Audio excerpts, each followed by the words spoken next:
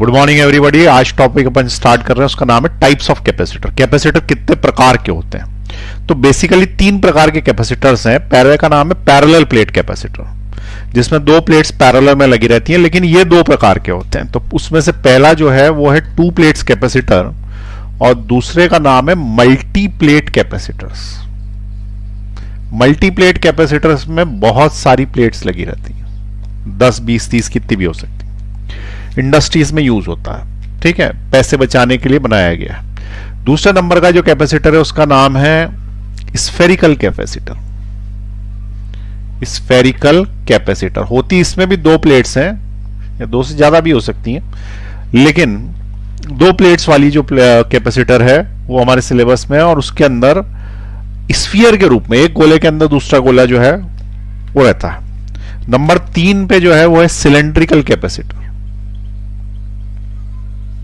Cylindrical capacitor, cylindrical capacitor में एक cylinder के अंदर दूसरा सिलेंडर रहता है। तो एक प्लेट के पास में दूसरी प्लेट, एक स्फीयर के अंदर दूसरा स्फीयर, एक सिलेंडर के अंदर दूसरा सिलेंडर, इस तरीके से तीन प्रकार के सिलेंडर कैपेसिटर्स बना दिए गए। अब इसके अंदर अपन पहला वाला पढ़ रहे हैं। पहले वाले का जो नाम है वो क्या है? Parallel plate capacitor with parallel plate capacitor with to plates. ठीक है, तो ये लिख लें आप, मिटा रहा हूं मैं इसको, चलिए मिटा दूं। तो अब अपन पहला वाला देखें, पैरेलल प्लेट कैपेसिटर्स। जब अगर पैरेलल बोलता है तो इसका मतलब ही टू प्लेट्स ही होते हैं, नहीं तो मल्टी प्लेट कैपेसिटर बोलेगा। तो पैरेलल प्लेट कैपेसिटर। अब पैरेलल प्लेट कैपेसिटर में क्या होता है? दो प्लेट्स लगी हुई है पैरेलल में, एक प्लेट लगी है ये वाली और दूसरी प्लेट लगी है इसके पास में ये वाली। अब जो दो प्लेट्स लगी हैं उसमें क्या करते हैं लोग? एक को चार्ज देते हैं, एक को नहीं देते हैं, ठीक है। तो मान लो कि ये वाली जो प्लेट है इसको चार्ज दिया तो इसके ऊपर ये चार्ज आ गया। अब जब ये चार्ज आया तो ये पड़ोस वाली प्लेट में इंडक्शन के थ्रू चार्ज ले आएगा इस वाली फेस पे। तो तुमको याद हो तो अपन इस तरीके से क्वेश्चन पहले कर चुके हैं। प्लेट्स के ऊपर तो ये वाली जो प्लेट है, ठीक है, इसके ऊपर चार्ज ले आएगा पॉजिटिव, ये पॉजिटिव है ना, तो इस वाली पे ले आएगा निगेटिव और इसके पीछे ले आएगा पॉजिटिव, क्योंकि इंडक्शन जो होता है वो ऐसे में रखेंगे तो ये प्लस के सामने जो आया उस पर निगेटिव आ जाएगा, पीछे वाले पे पॉजिटिव आ जाएगा। लेकिन पीछे वाला पॉजिटिव हमें चाहिए नहीं तो यहां से वायर निकाल के इसको जमीन में डाल देंगे। जमीन में डाल देंगे तो पीछे वाला चार्ज चला गया जमीन में। अब देखो इसके सामने कौन सा आया? माइनस, तो ये माइनस आ गया और पीछे वाला चार्ज प्लस वाला जमीन में चला गया। ये समझ में आया? फिगर से एकदम से क्लियर नहीं समझ में आता, इससे समझ में आता आसानी से।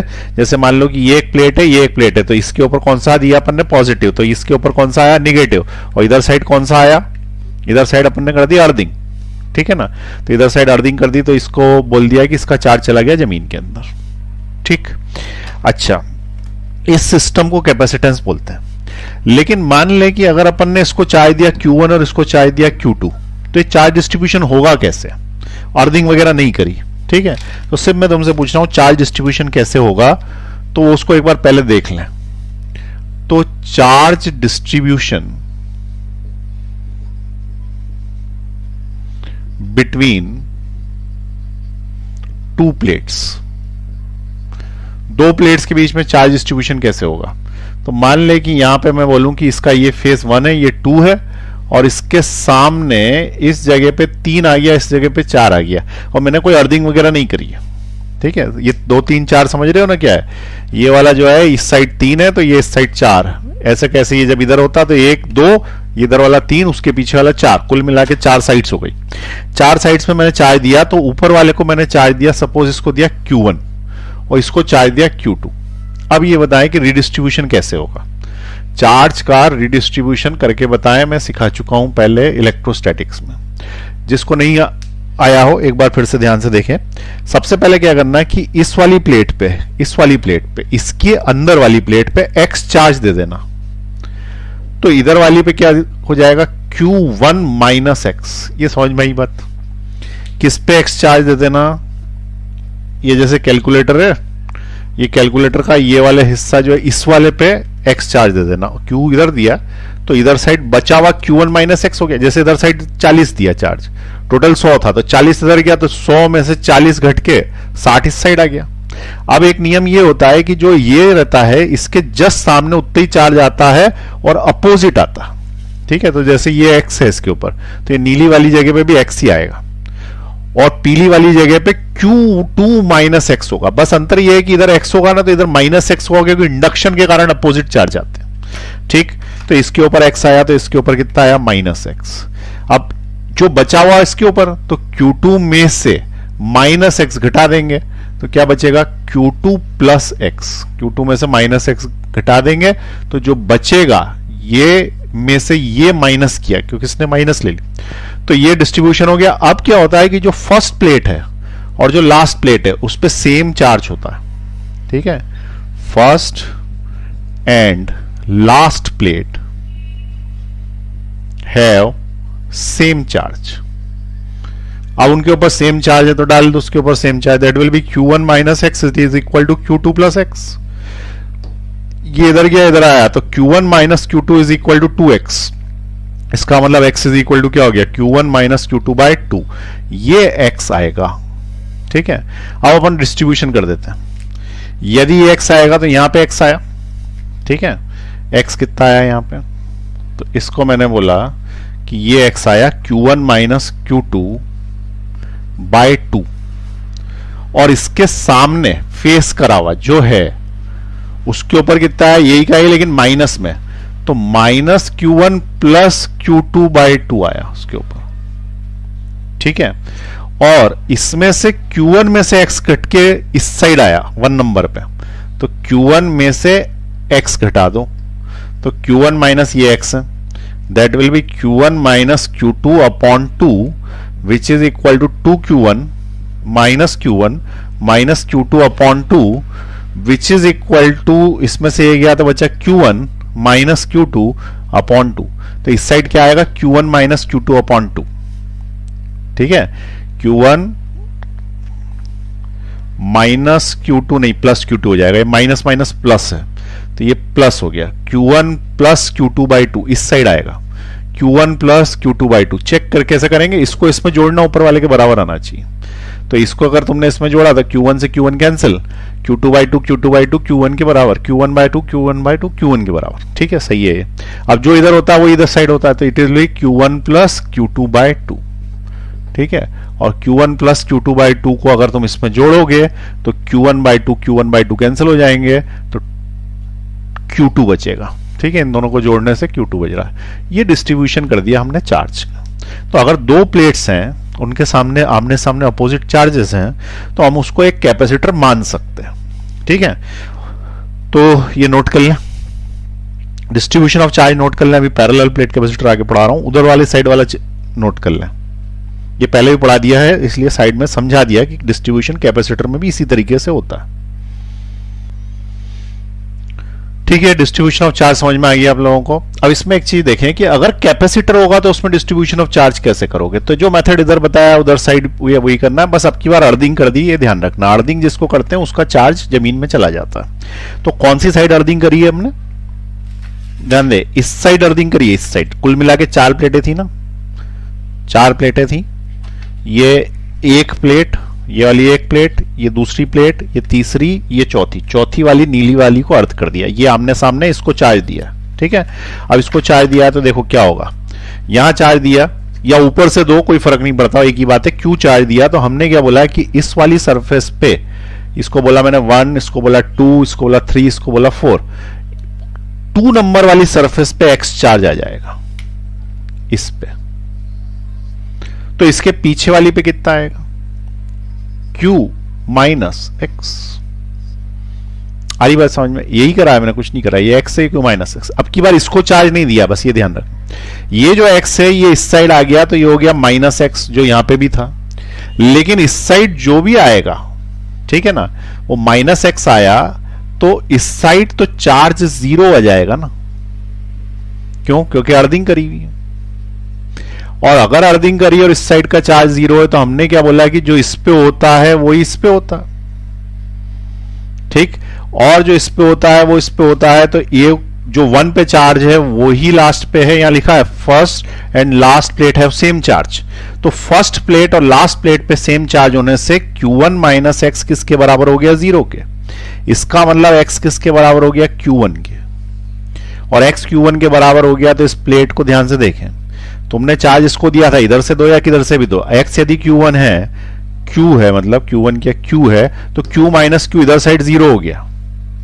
और इस साइड x बराबर Q है तो ये वाली साइड 2 नंबर की प्लेट पे Q चार्ज आ गया, 2 नंबर की प्लेट पे Q चार्ज आ गया।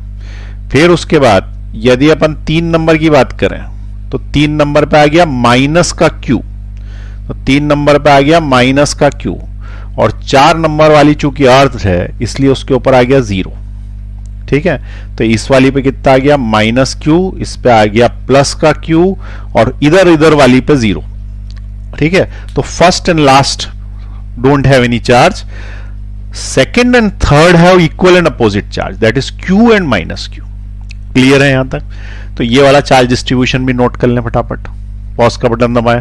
ये कैपेसिटर का चार्ज डिस्ट्रीब्यूशन है, वो जनरल चार्ज डिस्ट्रीब्यूशन था 2 प्लेट्स के बीच में, वो पिछली क्लास चैप्टर्स में पढ़ा दिया था, रिवाइज करा दिया ताकि कैपेसिटर्स का चार्ज डिस्ट्रीब्यूशन पता पड़ जाए। अब देखो क्या हुआ कि आमने सामने वाली प्लेट पे चार्ज आ गया, इधर साइड प्लस Q, इधर साइड माइनस Q, उसके कारण इलेक्ट्रिक फील्ड बन गया। अब इलेक्ट्रिक फील्ड बन गया तो प्लेट के कारण इलेक्ट्रिक फील्ड कितना बनता है? तो उसका फॉर्मूला है E is equal to sigma upon 2 epsilon naught. और प्लेट के कारण जो इलेक्ट्रिक फील्ड बनता है वो डिस्टेंस डिपेंडेंट नहीं होता। ठीक है, इनफाइनाइट प्लेट्स मानी जाती हैं बड़े साइज की। तो उस केस में हम क्या बोलते हैं कि अगर एक पैरेलल प्लेट कैपेसिटर की प्लेट है और दूसरी प्लेट है और इसके बीच में यदि डिस्टेंस d है और इनका एरिया प्लेट्स का जो है वो a हो, दोनों का बराबर ले लिया, तो उस केस में हम क्या बोलेंगे कि इनके बीच में इलेक्ट्रिक फील्ड बन जाएगा। क्यों बन जाएगा इलेक्ट्रिक फील्ड? क्योंकि इलेक्ट्रिक फील्ड की आदत है, जहां प्लस दिखा वो माइनस की तरफ चला तो प्लस से माइनस की तरफ इलेक्ट्रिक फील्ड बन जाएगा। अब प्लस आएगा कहां से? तो अभी समझाया प्लस कहां से आएगा और माइनस कहां से आएगा। इधर साइड वाली प्लेट प्लस, इधर वाली माइनस, इधर और इधर वाली जो फर्स्ट और लास्ट है उस पर कुछ भी चार्ज नहीं। ठीक है, जैसे मैं कमरे में हूं तो मेरी ये वाली प्लेट और ये वाली प्लेट चार्ज है, पड़ोसी के कमरे वाली प्लेट चार्ज नहीं है। अब यहां पे हमने बोला कि कोई पॉइंट ले लो, इस पर इलेक्ट्रिक फील्ड निकालो। तो electric field at point P point पर इलेक्ट्रिक फील्ड निकालना। तो P पॉइंट पे इलेक्ट्रिक फील्ड क्या होगा? एक प्लेट के कारण, तो प्लस, सबसे पहले तुम प्लस डेल्टा क्यू लाओ, टेस्ट चार्ज, प्लस ने प्लस को धक्का दिया इधर तो इसके कारण इलेक्ट्रिक फील्ड इधर, और प्लस ने माइनस को खींच लिया तो इस माइनस की प्लेट ने प्लस को खींच लिया तो इलेक्ट्रिक फील्ड E2, और दोनों जुड़ जाएंगे क्योंकि दोनों के डायरेक्शन सेम है। तो इलेक्ट्रिक फील्ड जो आएगा net, it is equal to first का इलेक्ट्रिक फील्ड प्लस सेकंड का इलेक्ट्रिक फील्ड। फर्स्ट का electric field sigma upon 2 epsilon naught, दूसरे का इलेक्ट्रिक फील्ड भी सिग्मा अपॉन 2 इप्सिलॉन नॉट। कुछ लोगों को आश्चर्य हो गया ये कहां से आ गया, अरे पढ़ाया है भाई। ठीक है, तो E नेट जो है it is sigma upon epsilon not, it is the electric field between the plates of a capacitor. ठीक है, जिसके अंदर से ये वाला अर्थ है। अब E नेट में सिग्मा क्या है? सिग्मा इज चार्ज पर यूनिट एरिया। सिग्मा क्या है? चार्ज पर यूनिट एरिया। तो इस सिग्मा की जगह हम चार्ज पर यूनिट एरिया लिख सकते हैं। तो हमने क्या बोला कि जो E नेट आया है it is equal to charge पर unit area into epsilon naught, ऐसा भी लिख सकते हो। अब एक चीज ध्यान दें कि अगर इसके और इसके बीच में पोटेंशियल डिफरेंस है प्लेट्स के बीच में V, तो पोटेंशियल डिफरेंस को कैसे लिखेंगे? तो potential difference between the plates is V। ठीक है, किस किस के बीच में? बिटवीन द प्लेट्स, प्लेट्स के बीच में जो पोटेंशियल डिफरेंस है वो कितना है? V।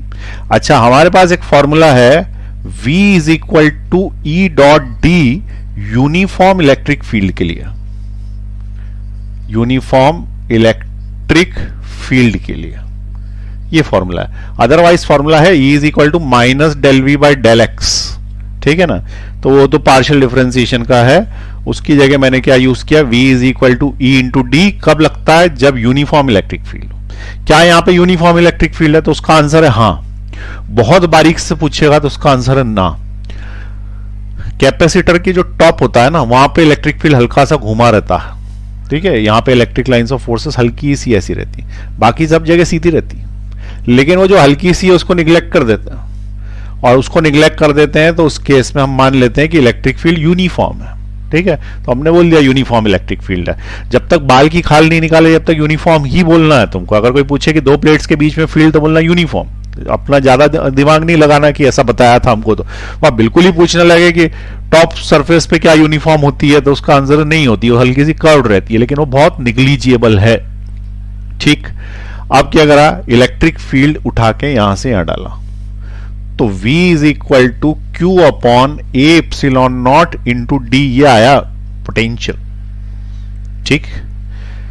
अब पोटेंशियल जब आ गया है तो उस केस में उसने बोला कि कैपेसिटी क्या है, तो हमने बोला capacity Q equal to CV होती है, C is the capacity and V is the potential difference between the plates, और Q चार्ज है उसके ऊपर, इसको इसके अंदर रखें तो Q is equal to C into Q into D upon A epsilon naught आता है, जिसमें Q से Q कट के बताता है कि capacity does not depend on charge.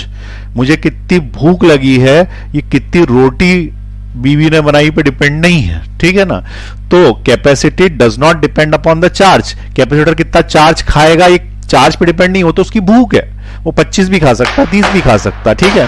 तो यहां पे अपन क्या बोलेंगे कि C इज इक्वल टू, ये दोनों इधर से इधर जाएंगे, A epsilon not upon D, तो this is the capacity of a parallel plate capacitor, ठीक। लेकिन अगर मान लो कि क्वेश्चन में ऐसा बोला कि इसके अंदर एक डाइलेक्ट्रिक भरा हुआ है, ठीक है। अब ये डाइलेक्ट्रिक क्या होता है, तो ये तो तुमने नोट कर लिया है ना सब, तो अब डाइलेक्ट्रिक समझा देता हूं, तो उसको भी हाथ क्या ऐसा का ऐसे ही पता पड़ जाएगा तुमको कि उसके लिए फॉर्मूला क्या बनेगा। तो पैरेलल प्लेट कैपेसिटर है ये वाला सपोज विथ डाइलेक्ट्रिक है। अब डाइलेक्ट्रिक होता क्या है, it is a non conductor. कौन होता है, डाइलेक्ट्रिक, बेसिकली इंसुलेटर भी बोल सकते हैं, जैसे प्लास्टिक, कागज, ठीक है, माइका, अब्रक, ये सब के सब डाइलेक्ट्रिक्स हैं, जिसमें से बिजली पास नहीं होती। जैसे किसी ने बोला कि metal it is not a dielectric, plastic yes it is a dielectric, ठीक है, जिसमें से बिजली पास नहीं होती। अब बिजली पास नहीं होती तो उसको इसमें डालने से क्या फर्क पड़ता। तो जैसे मान लो कि मैंने बोला कि ये पैरेलल प्लेट कैपेसिटर है, इसमें तुमने यहां पे डाइलेक्ट्रिक डाल दिया। अब डाइलेक्ट्रिक डाल दिया तो क्या होता है कि जो इंडक्शन यहां पे जो प्लस प्लस आया था ना, इस जगह पे ये प्लस आया था इस प्लेट पे, तो इंडक्शन यहां माइनस होने की जगह यहां माइनस इंड्यूस हो जाता चार्ज, और ये माइनस होगा तो ये प्लस हो जाएगा ऑलरेडी, क्योंकि ये डाइलेक्ट्रिक तो अपने आप में न्यूट्रल है, और ये प्लस हो जाएगा तो ये वाला माइनस हो जाएगा। आई बात समझ, पहले भी ये प्लस माइनस थे, अभी भी है, लेकिन डाइलेक्ट्रिक बीच में ही आ गया। बेगानी शादी में अब्दुल्ला दीवाना, तो वो हो गया आधा प्लस आधा माइनस। अब क्या हुआ कि इसका जो इलेक्ट्रिक फील्ड था वो इधर साइड था, किसका था भाई, ये मेन कैपेसिटर का, दैट इज E1, लेकिन अंदर वाले का इलेक्ट्रिक फील्ड उल्टा है, that is electric field of the dielectric. देखो तुम खुद, क्योंकि प्लस से माइनस होता है ना इलेक्ट्रिक फील्ड, इसका प्लस से माइनस इधर, इसका इधर, तो ये वाला तो मेन है और ये डाइलेक्ट्रिक के हैं, तो उसके कारण क्या हुआ कि नेट इलेक्ट्रिक फील्ड हो गया E मेन का electric field minus E dielectric का इलेक्ट्रिक फील्ड, ठीक है, मेन कैपेसिटर का इलेक्ट्रिक फील्ड माइनस डाइलेक्ट्रिक का इलेक्ट्रिक फील्ड, इसलिए net electric field decreases, net electric field decreases, net electric field कम हो गया। अब कम हो गया तो कितना कम हो गया, तो देखो तुमको ये बताया कि इप्सिलॉन नॉट की डाइलेक्ट्रिक कांस्टेंट के से शादी हो चुकी है, पता है ना, इलेक्ट्रोस्टैटिक में हर बार ही करा था अपन ने, हमेशा 1/4 एप्सिलॉन नॉट लिखते हैं तो उसके साथ ही के लाते हैं ना, इप्सिलॉन नॉट की के से शादी हो गई, ये साथ साथ आते हैं, ठीक है।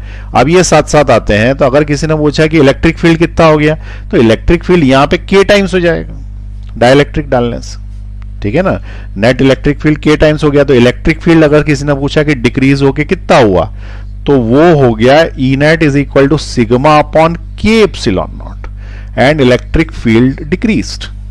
अब ये बताओ कि अगर इलेक्ट्रिक फील्ड डिक्रीज हो गया तो पोटेंशियल का क्या हुआ, पोटेंशियल डिफरेंस का क्या हुआ, इलेक्ट्रिक फील्ड डिक्रीज हुआ। तो देखो पोटेंशियल डिफरेंस का फॉर्मूला क्या है, V is equal to Q D upon A, dielectric constant की इप्सिलॉन नॉट से शादी हो गई तो ये साथ में ही आएगा, और अगर ये के डाला है तुमने डाइलेक्ट्रिक कांस्टेंट इसका कुछ, तो ये के है तो ये V भी कम हो गया। ठीक है, डाइलेक्ट्रिक कांस्टेंट कितना होता है, किसी का 5 किसी का 10, ऐसे अलग अलग होता है, हमको याद रखने की जरूरत नहीं है। पानी का याद रख लेना, पानी का होता है 81, वाटर का डाइलेक्ट्रिक कांस्टेंट 81, और मेटल का इनफाइनाइट होता है। ठीक है, इसलिए मेटल को डाइलेक्ट्रिक मानते ही नहीं क्योंकि इनफाइनाइट हो गया। तो V is equal to Q D upon A K epsilon not, यहां पे मैंने के लगा दिया, तो पोटेंशियल का क्या हुआ, पोटेंशियल भी डिक्रीज हो गया। ठीक है, तो इलेक्ट्रिक फील्ड डिक्रीज हो गया डाइलेक्ट्रिक डालने से, पोटेंशियल डिक्रीज हो गया डाइलेक्ट्रिक डालने से, लेकिन क्या होता है कि Q is equal to C V में C is equal to Q by V होता है, और अगर पोटेंशियल डिक्रीज होगा तो कैपेसिटी बढ़ जाएगी, इसलिए उसकी कैपेसिटी बढ़ के हो जाती है A इप्सिलॉन नॉट, और K की शादी हो गई इससे अपॉन D। ठीक, तो C is equal to epsilon naught K by D, ये कैपेसिटी इंक्रीज हो गई। तो this is the formula used when we use parallel capacitor with dielectric and K is the dielectric constant. ठीक, यहां तक समझ में आई बात, K डाइलेक्ट्रिक कांस्टेंट है, अलग अलग मटेरियल का अलग अलग होता है, वो हमको देगा।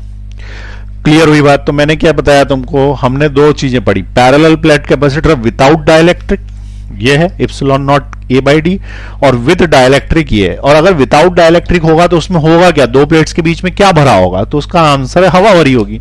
हवा भरी होगी, या बोल दो कुछ भी नहीं भरा होगा, निर्वात होगा, या बोल दो कि वैक्यूम होगा। तो वैक्यूम का डाइलेक्ट्रिक कांस्टेंट 1 होता, हवा का थोड़ा सा ज्यादा होता है 1.0003।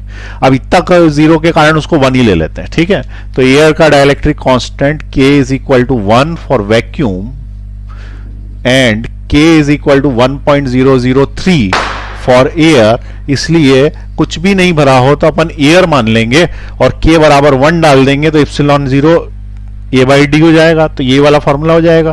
तो it is air cold capacitor, air cold capacitor, इसका मतलब इसमें एयर भरी हुई है या फिर वैक्यूम भरा हुआ है, कुछ नहीं है। ठीक है, और इसके अंदर डाइलेक्ट्रिक भरा, लकड़ी भरी है कुछ। तो इसका मतलब अगर कैपेसिटर खोलेंगे तो हम तो चाहेंगे कि उसकी कैपेसिटी बढ़े, कैपेसिटी बढ़े तो हम दो प्लेट्स के बीच में डाइलेक्ट्रिक लगाना पसंद करेंगे। ठीक है, डाइलेक्ट्रिक डलने से कैपेसिटी और बढ़ जाती। इसका मतलब कुल मिला के तस्वीर यह बन रही है कि एक प्लेट ऐसी लगी होती होगी, एक प्लेट ऐसी होती होगी, एक प्लेट ऐसी होती होगी, दो वायर्स एक इधर से एक पीछे से निकला, बीच में कुछ भरा होता होगा, इसके अंदर डाइलेक्ट्रिक, इसको बोलते कैपेसिटर। ठीक है, तो वास्तविकता में इसी को बोलते कैपेसिटर, लेकिन जब ये प्रैक्टिकली देखा जाता, बनाते हैं अपन उसको, तो ऐसा नहीं निकलता अंदर से। ठीक है, पूरी थ्योरी सही है लेकिन प्रैक्टिकली ऐसा नहीं निकलता। क्यों? क्योंकि उसको कॉस्ट कम करनी रहती है। ठीक है, अब क्या निकलता है तुमको बताऊंगा मैं बाद में, अभी ये वाला नोट करो तुम। हाँ, तो नोट कर लिया आपने, नोट कर लें फटाफट। चलिए अब देखें, ये कैपेसिटर है और ये मेरे पास एक डिवाइस है, इससे मैं इसको तोड़ता हूं, अंदर देखते हैं क्या निकलता है। ठीक है, वैसे अगली क्लास में कभी पढ़ाने के लिए मुझे फिर चाहिए रहेगा तो दूसरा पंखे से निकाल लूंगा मैं। अब इसको तोड़ के देख रहे हैं कि अंदर क्या निकलता।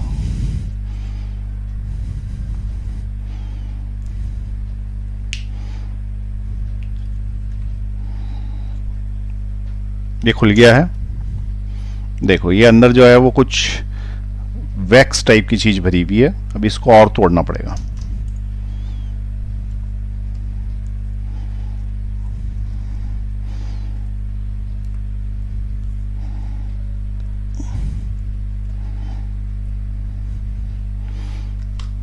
अच्छे से हथौड़ी से तोड़ते हैं।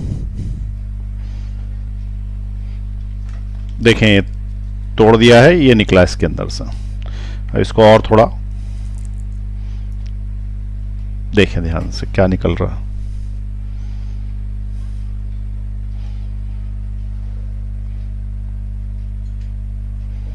आया फोकस में?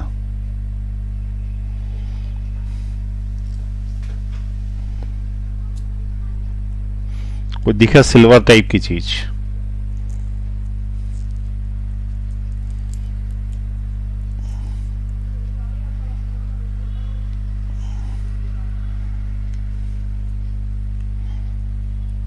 अब देखें, एक वायर इधर लगा हुआ है और दूसरा वायर इधर लगा हुआ है।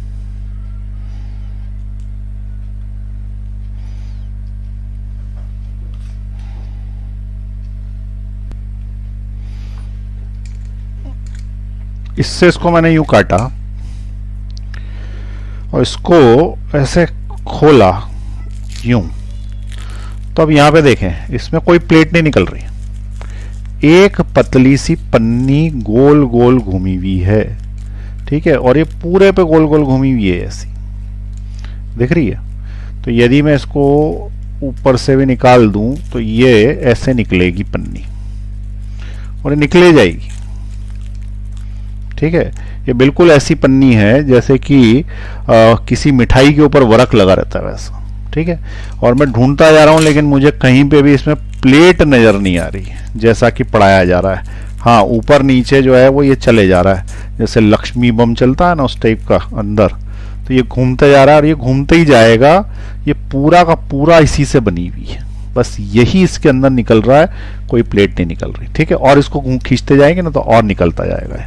ये अभी बहुत बड़ा है, ये पूरा का पूरा कमरे जितना, ऐसे अभी और खुलना बचा है। ये है इसके अंदर।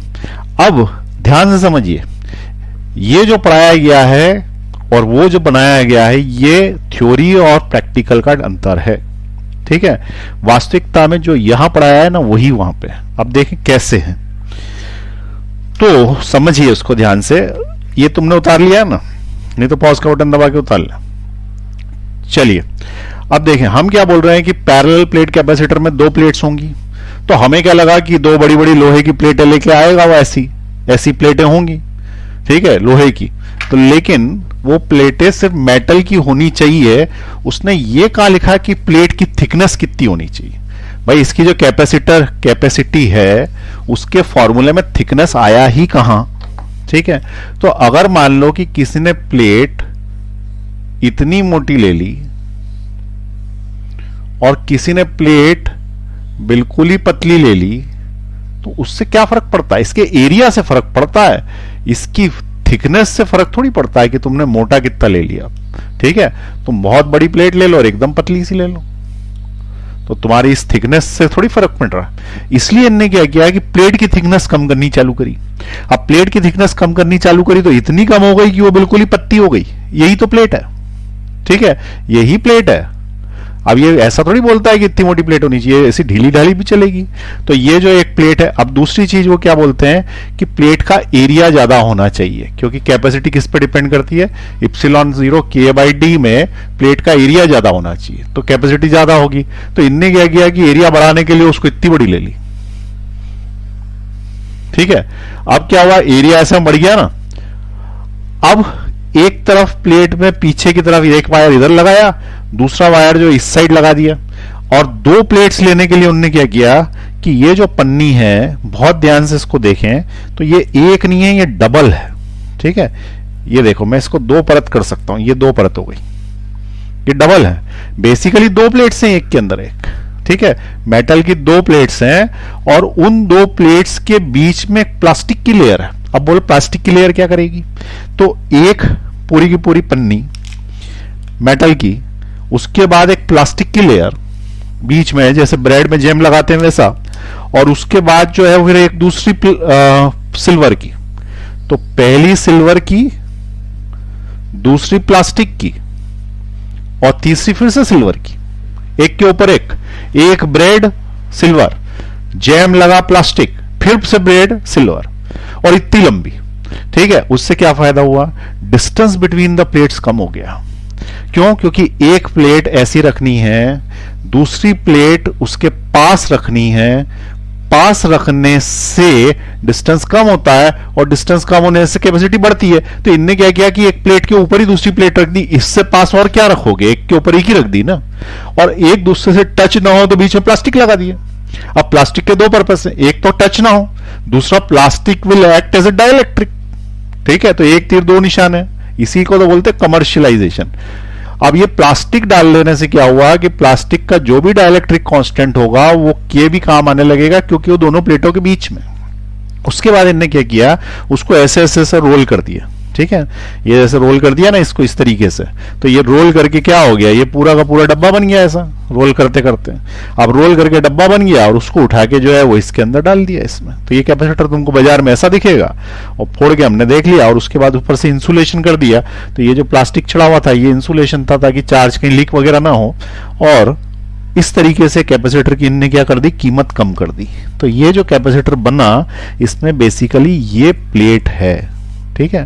तो आज अपन ने इसका डिसेक्शन करके देख लिया कैपेसिटर का, ये भी हमें पता पड़ गया कि हाँ सही है, कैपेसिटर जो पढ़ाया जाता है वैसा ही होता है पर थोड़ा अलग होता है क्योंकि अपन उसकी कीमत कम करना चाहते हैं, ठीक है। नहीं तो तुम प्लेट लगा दोगे इतनी बड़ी, कोई बोलेगा मैं तो चांदी की प्लेट लगा दूंगा, अरे तो 1-1 लाख के कैपेसिटर हो जाएंगे जो 20 रुपए में मिलता है कैपेसिटर, ठीक। तो ये क्लियर हुआ तुमको कैपेसिटर क्या होता है। तो कैपेसिटर का अपन ने इंटरनल वर्किंग भी देख ली, ठीक। चलिए अब उसके आगे देखें किस किस बात पे कैपेसिटी डिपेंड करती है। तो C equal to epsilon naught K by D पे डिपेंड करती है, जहां पे D क्या है, डिस्टेंस बिटवीन द प्लेट्स, जिसको कम करें तो अच्छा, और अगर अपन उसके अंदर एरिया बढ़ा दें तो अच्छा। तो आप क्वेश्चन देखें, एक capacitor has capacity of 12 microfarad, capacity का मैंने अपनी जाती है microfarad. If a dielectric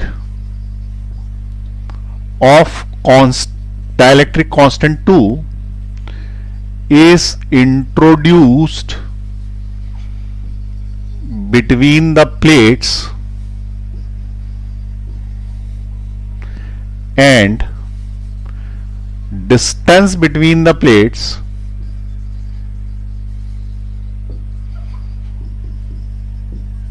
is decreased to half,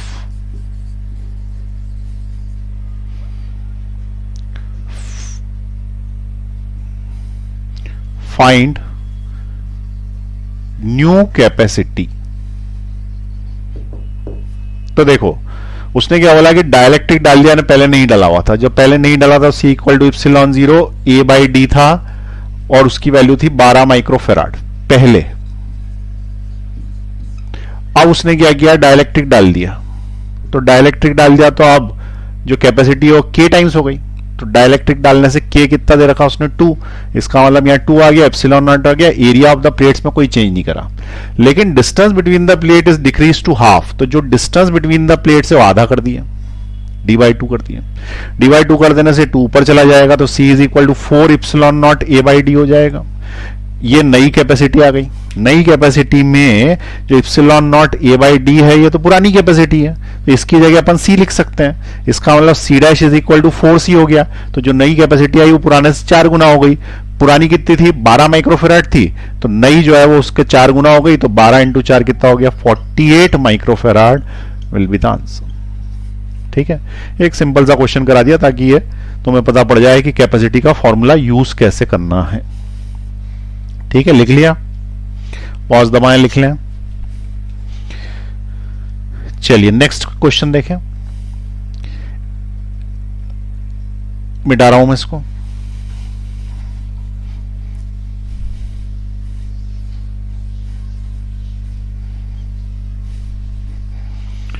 Find the radius of a sphere.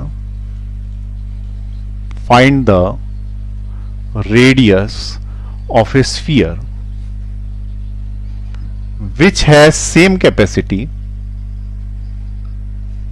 which has same capacity as of a PPC, parallel plate capacitor, of area 2 centimeter square and distance between the plates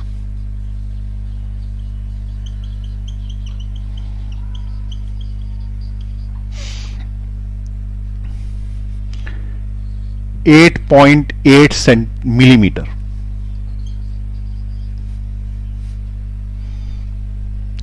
question ये है कि find the radius of a sphere which has same capacity as that of a PPC parallel plate capacitor जिसका area है 2 centimetre square और distance between the plate से 8.8 millimetre, 8.85 कर लो।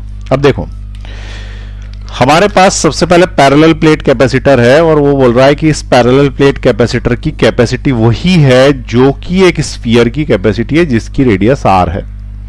दोनों की कैपेसिटी क्या है, सेम है। अब पैरेलल प्लेट कैपेसिटर की कैपेसिटी क्या होती है, इप्सिलॉन 0 k बाई डी, यहाँ डायलेक्ट्रिक डाला नहीं है तो a बाई डी होगी।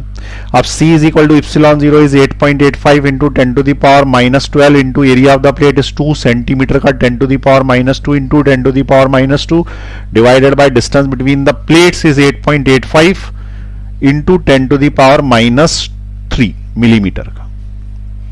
आई बात समझ में। इप्सिलॉन नॉट की वैल्यू में लिख दी है, एरिया है 2 सेंटीमीटर स्क्वायर का मीटर स्क्वायर कर दिया, डिस्टेंस बिटवीन द प्लेट है 8.8 मिलीमीटर का मीटर कर दिया।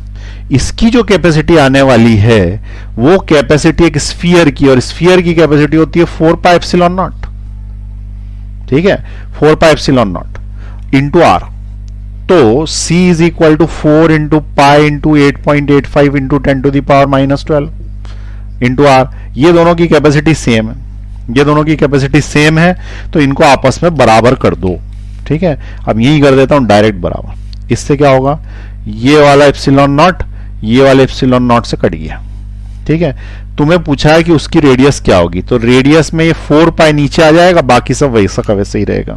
तो ये r is equal to 2 into 10 to the power -4, देखो ये है 2 इंटू 10 टू द पावर -4, इन दोनों को इक्वेट कर रहा हूं मैं, तो r is equal to 2 into 10 to the power -4 upon ये, अपॉन में है 8.85 इंटू 10 टू द पावर -3 और नीचे आएगा 4 पाई। आई बात समझ में। अच्छा ये क्लियर हुई क्या हुआ। अब इसके आगे कैलकुलेशन देखना कैसे कर रहा हूं, ये ऊपर लिखना पड़ेगा, जगह नहीं है। मैं इसको लिख रहा हूं r is equal to 2 into 10 to the power -4 और ये -4 ऊपर जब गया तो +3 हो गया, +3 हो गया तो -1 हो गया। यहां तक समझ में आई, 10-10 का हिसाब कर लिया मैंने। नीचे क्या बचा 8.85 into 4 into pi into 10 to the power -12 into 10 to the power -12। ये ऊपर नीचे मन से मैंने 10 टू द पावर -12 का मल्टीप्लाई कर दिया। अब बोलोगे ऐसे कैसे कर लिया, अरे सपने में आता मेरे को, ठीक है, इसलिए कर लिया क्योंकि 8.85 इंटू 10 टू द पावर -12 को मैं इप्सिलॉन नॉट लिख दूंगा और 4 पाई इप्सिलॉन नॉट की पूरी वैल्यू मुझे पता। आई बात समझ में। तो इसको मैं इप्सिलॉन नॉट लिख दूंगा तो radius will be 2 into 10 to the power -13 हो गया ऊपर और नीचे आ गया 4 पाई इप्सिलॉन नॉट। आ रही बात समझ में, 4 पाई और ये एप्सिलॉन नॉट है इसकी वैल्यू। अच्छा 1/4 पाई एप्सिलॉन नॉट की वैल्यू सबको पता है 9 इंटू 10 टू द पावर 9, तो r is equal to 2 into 10 to the power -13 into 9 into 10 to the power 9। अब इससे तुमको रेडियस मिल जाएगी 9 2 18 इंटू 10 टू द पावर -13 और 9 4 माइनस के 4 बचे, ये आ गई 18 into 10 to the power -4 metre, ठीक है। इसका मतलब 1.8 मिलीमीटर। तुम देख लो, समझ लो, ये पॉइंट हटाया तो ऊपर बढ़ाना पड़ेगा, -3 हो गया, -3 को मिलीमीटर लिख दिया, तो 1.8 मिलीमीटर इसका आंसर आएगा। ठीक है, क्लियर हुआ क्या हुआ। एक पैरेलल प्लेट कैपेसिटर था, उसकी कैपेसिटी स्फीयर के बराबर थी, पैरेलल प्लेट कैपेसिटर की कैपेसिटी निकाली, स्फीयर की निकाली, आपस में बराबर कर दिया तो हमको उससे उसकी रेडियस मिल गई। इसमें 2 फॉर्मूले यूज हुए, 2 ही पढ़े अभी तक अपन ने, दोनों को लगा दिया। ठीक है, चलिए अब यह इसको नोट कर लीजिए और अब अपन अगले टर्न में मिलते हैं, इसके आगे के कैपेसिटर्स पढ़ेंगे। Okay, C you. पॉज दबा दें भाई, चलिए।